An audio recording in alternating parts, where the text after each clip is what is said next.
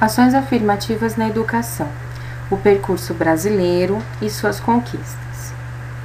Este trabalho se trata do seminário referente à Sociologia da Educação, disciplina do curso de Pedagogia da Universidade Federal de São Carlos. O objetivo é abordar o percurso histórico brasileiro que desembocou em ações afirmativas na educação atualmente, bem como elucidar as conquistas que as ações afirmativas representam para as populações historicamente desprestigiadas. Raízes da discriminação no Brasil, o envolvimento da educação. O projeto de desenvolvimento nacional brasileiro foi orientado por valores eugenistas, tendo como alvo se equiparar às sociedades europeias. Os intelectuais e líderes do novo país e nova República Brasileira queriam construir um futuro forte e branco para o Brasil, conforme Silvério Moya. Como o povo brasileiro era formado, em grande parte, por negros e indígenas, a solução encontrada para esse ideal de branqueamento foi educar a todos de acordo com os moldes europeus de civilização, aniquilando as raízes culturais e históricas africanas e indígenas. A política, então, de eugenia se tratava de realmente tornar o povo brasileiro mais parecido com o povo europeu, com o povo branco. Um exemplo que elucida bastante essa ideia de ter o europeu e o homem branco como referencial para o povo brasileiro são os livros da literatura.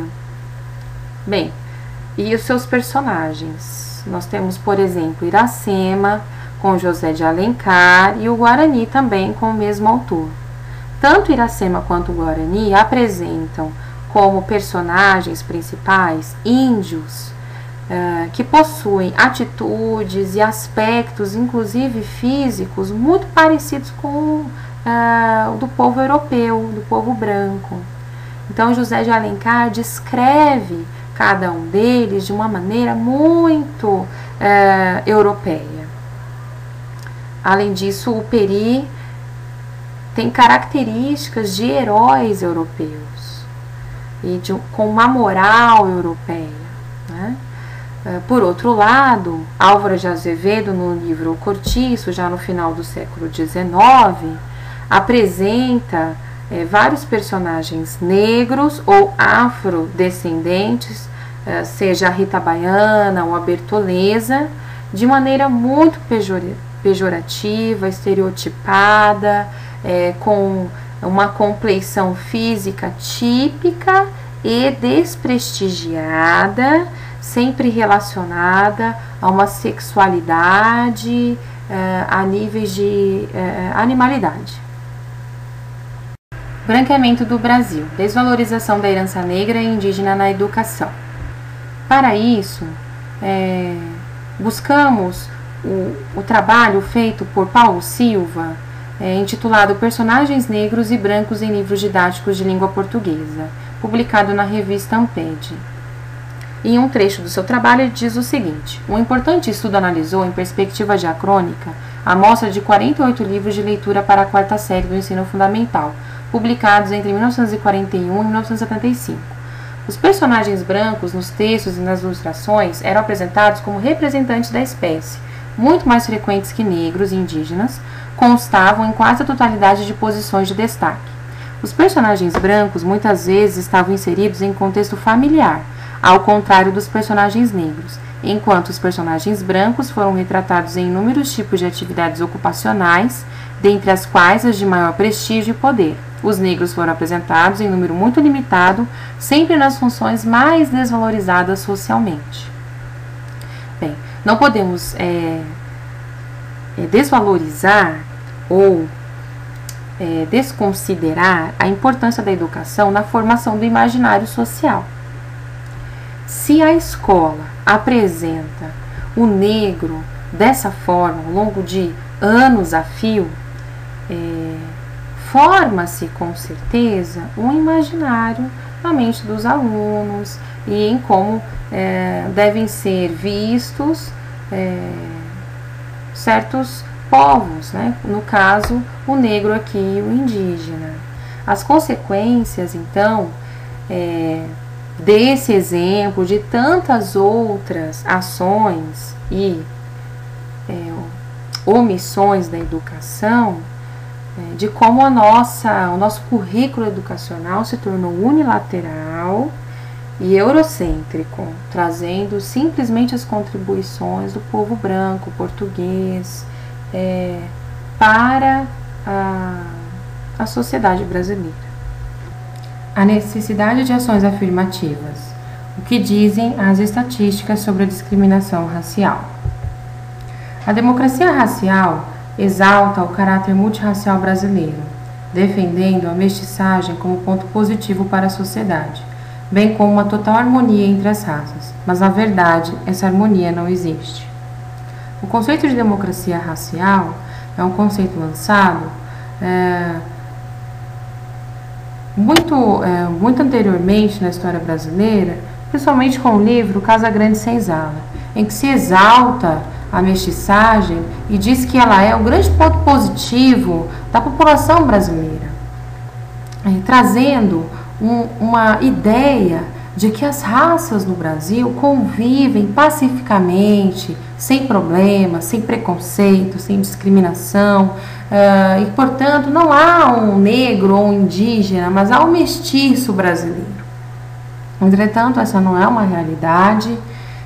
As estatísticas mostram que há pessoas que se consideram negras, pessoas que têm uma linhagem exclusivamente negra, exclusivamente indígena ainda no Brasil. Não é à toa que existe órgãos que defendem, por exemplo, povos indígenas, como a FUNAI, que estão ainda preservando a sua cultura específica. Ou seja, eles não se misturaram com os portugueses, europeus e brancos. Então, Silveira e Moya trazem para nós alguns percentuais que mostram um pouco de como não há harmonia entre essa população negra e essa população branca, que dirá entre indígena também. No entanto, quanto aos indicadores sociais, os negros estão em evidente desvantagem em relação aos brancos. Segundo o PNAD de 2007, a taxa de desemprego aberto da população negra, 9,30%, é quase 2 pontos percentuais maior que a da população branca. 13,4% da população negra e 4,9% da população branca vivem em domicílios sem acesso à água canalizada e à rede geral. Podemos ver aí o contraste entre a população negra e a população branca. Em 2006, a média de escolaridade da população branca, com mais de 15 anos de idade, era 8 anos, enquanto a mesma média para a população negra era 6,2 anos, ou seja, a escolaridade média dos negros ainda não chegava ao nível fundamental. Indicador que reflete nos dados do último censo, 2000, o qual evidenciou que apenas 2,27% dos negros haviam concluído o ensino superior. Ora, não podemos achar que esses dados são simplesmente obras do acaso ou que a população negra não fez por merecer. O gráfico a seguir é exatamente o gráfico que demonstra os anos de escolaridade de cada uma das populações e também separados de acordo com o gênero. Como podemos ver, realmente, os homens brancos em 2007 tinham 8,4 anos de escolaridade, certo? Já os homens negros, 6,3% apenas, 6,3 anos apenas. Realmente as estatísticas mostram a necessidade das ações afirmativas. Este é um outro gráfico que demonstra a média da renda da ocupação principal por sexo, segundo a cor e raça. Então, nós podemos acompanhar aí que os homens, né, o sexo masculino, de cor branca, em 2007, estavam ganhando cerca de R$ 1.278. Essa era a média, a renda média. Já a população negra masculina tinha a média de R$ 649. E ao longo de todos os anos, desde 1996, é possível ver que a população negra ganha em média a metade população branca. As ações afirmativas e o que é e quais são. As ações afirmativas se definem como políticas públicas e privadas voltadas à concretização do princípio constitucional da igualdade material e à neutralização dos efeitos de discriminação racial, de gênero, de idade, de origem nacional e de compreensão física.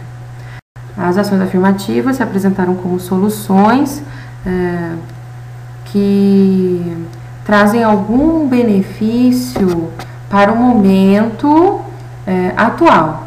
Não quer dizer que sejam soluções completas a nível estrutural. No entanto, não poderíamos deixar essa população discriminada, negra e indígena, esperando a mudança estrutural que tanto demora.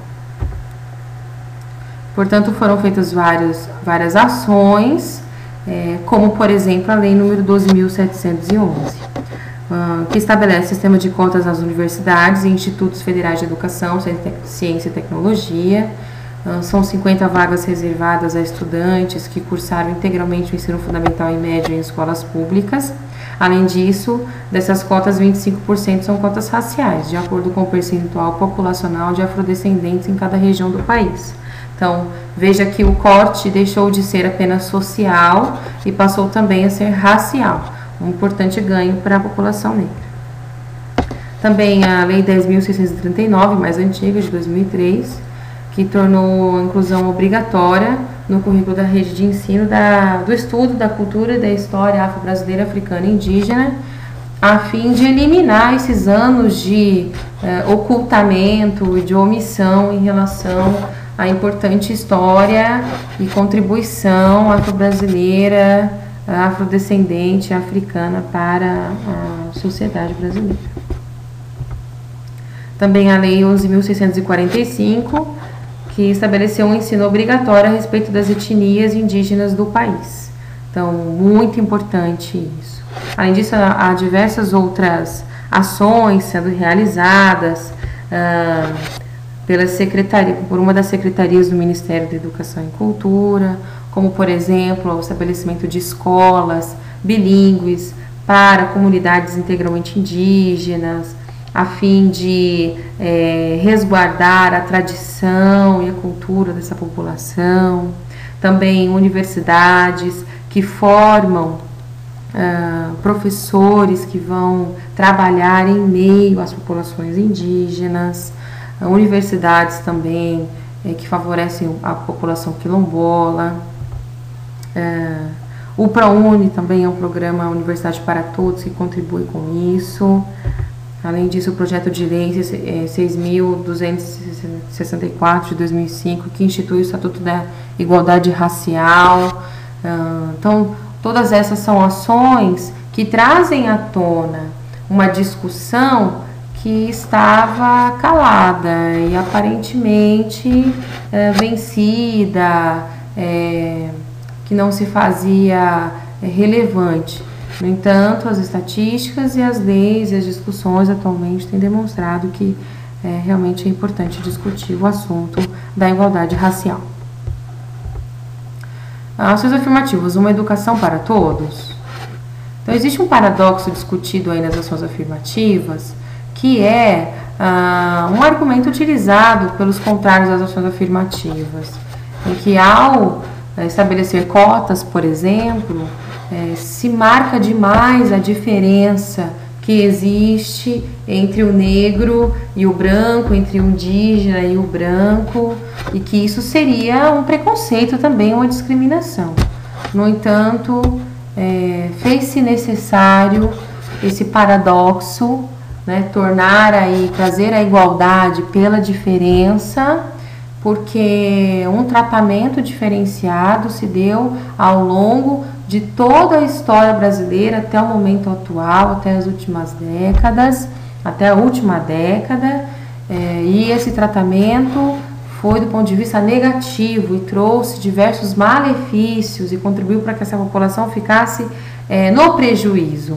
Então, realmente agora eles têm que ter um tratamento diferenciado para superar esse prejuízo histórico. Para combater a discriminação, teve-se que praticá-la com a lógica invertida, ou seja, incluir indivíduos não normativos a partir das categorias identitárias que o excluem. Então, se as categorias identitárias na qual eles eram incluídos tornavam eles não normativos, então são essas categorias mesmas que precisam ser valorizadas.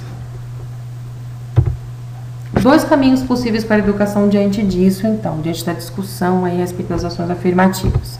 Primeiro é permanecer com o mesmo caminho historicamente consolidado, em que o branco continua tendo mais acesso à universidade, mais acesso à educação e permanece essa constante diferença nos percentuais estatísticos aí entre a população branca e a população negra. Ou abordar as diferenças, buscando a reparação, a valorização e a afirmação de grupos historicamente desprestigiados. Bem, defendeu-se aqui nesse trabalho que realmente há uma disparidade, então, naturalmente, seria importante reparar todo o prejuízo causado a essa população, toda a discriminação causada, inclusive ao não abordar a sua cultura, inclusive parecer que nem existe essa cultura, né? Quantas escolas não abordam ainda a quantidade de etnias indígenas que existem no Brasil, simplesmente se esquece de que existem indígenas no Brasil, ou se esquece que existem quilombolas que estão em outras circunstâncias, em outras situações, que não estão inseridos no mesmo contexto das populações urbanas, das cidades, das grandes capitais brasileiras. Então, de fato, a educação precisa dar conta disso. Essa, então, foi a discussão, uma discussão no guia de estudo proposto para nós do curso de Pedagogia, intitulado Educação, Diferença e Desenvolvimento Nacional, com a organização de Walter Silvério e Thaís Moura.